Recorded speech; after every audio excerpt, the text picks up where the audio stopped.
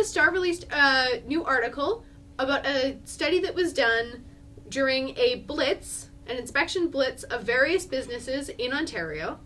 So the blitz focused on sectors like cleaning, security service, and recreational facilities. The blitz showed that 78% of workplaces had violations in employment laws. So in some cases, they were not paying their workers for overtime, they weren't paying them the correct amount for vacation pay, and they were having them work more hours than they were legally supposed to.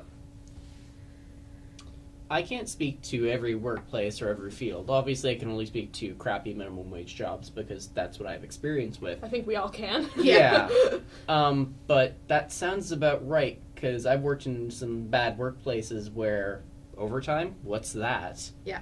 Like, either the employers are willfully ignorant, or they just choose not to follow these laws. Well, for me, this summer, I worked at a place that shall not be named, and to work more than 8 hours in a day, you have to sign a special contract. To work more than 8 hours a day and more than 45 hours a week.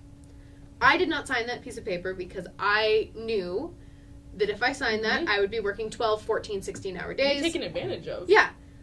Didn't matter, I was taken advantage of anyway. I was scheduled for 10, 11-hour shifts, despite the fact that the most that I was allowed to work was 8 straight hours. Mm-hmm. They also did not provide the correct breaks because I was working in a particularly hot environment, outdoor during the summer. They're supposed to provide extra breaks. Yeah. You get breaks? Yeah. At least I got breaks, but it was 5 hours. I got heat exhaustion one day because I was out in the sun for 5 straight hours in the heat. And I wasn't allowed to go inside. I had run out of water and we were super busy, so I didn't get a chance to refill my water bottle. I was going to pass out. And unfortunately, this is very, very common. Of the 304 workplaces that were inspected, 238 were breaking the law. Holy. I've heard horror stories about, heads up, if you work more than 5 hours, you are entitled to a break. As soon as you hit 5 hours, you have have expired. You have to have a 30-minute break. Yeah. So if your employer isn't giving you a break after that point, then they're breaking the law. Not that there's a lot you can do about it. I mean, you can go to the employment board. You can try to...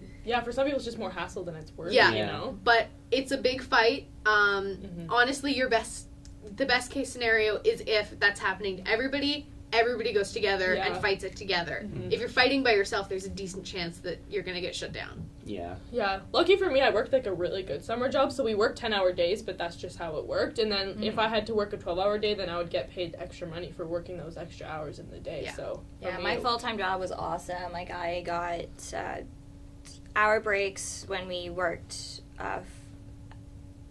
5 days a week, and then we did half-hour breaks when we worked 4 days a week because we just worked extended hours and stuff to make up. My part-time job that I worked on the weekends there, and I still work on the weekends now. Breaks I feel like that's don't exist. I feel like in the service industry, though, that's like a really common thing. Food service it's is the by most common far thing. the worst industry to work. I've worked retail, I've worked a museum job even, back when I was really young, and I've worked food service. Food service is the worst to work for. I find that the employers will take advantage of you more often there than anywhere else. And it doesn't matter if you're part of an independently owned business or if it's part of a chain. I never had a problem personally with my fast food job, but I mean, It really depends on who your bosses are, who the franchise owner is, if it's a franchise. Yeah. Because some people care more about their employees than others. Yeah. Some people are in it specifically just to make a profit. Which is sad. But, unfortunately, corporations are amoral, meaning they have no morals, they have no interest in anything other than profit. The people running it may be moral people and may want the best for their employees. But in the end, their motive is profit. And if they can make more profit by exploiting university students who are desperate for money, they're going to do that. Yeah, exactly. Well, this kind of relates to our earlier story about electronics made in Asia. They exploit their workers by paying them pennies. And honestly, if they could do the same thing here, they would. Absolutely. They would pay us nothing. Like unpaid internships. Yeah, that's a big one. Yeah, because unpaid internships. That's huge. Which are technically illegal, but they circumvent that by saying, oh, no, you're a volunteer. But technically paying for the internship because we're paying to go to school. Yeah.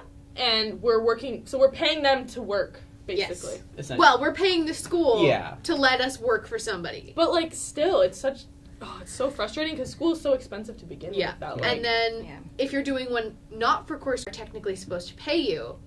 But if they can convince you and other people that, oh, no, you're gaining super valuable experience. Mhm. We're teaching you new skills that you don't know yet. They can circumvent the law. yeah. And so they don't have to pay you, or they get you to sign up as a volunteer instead of an intern.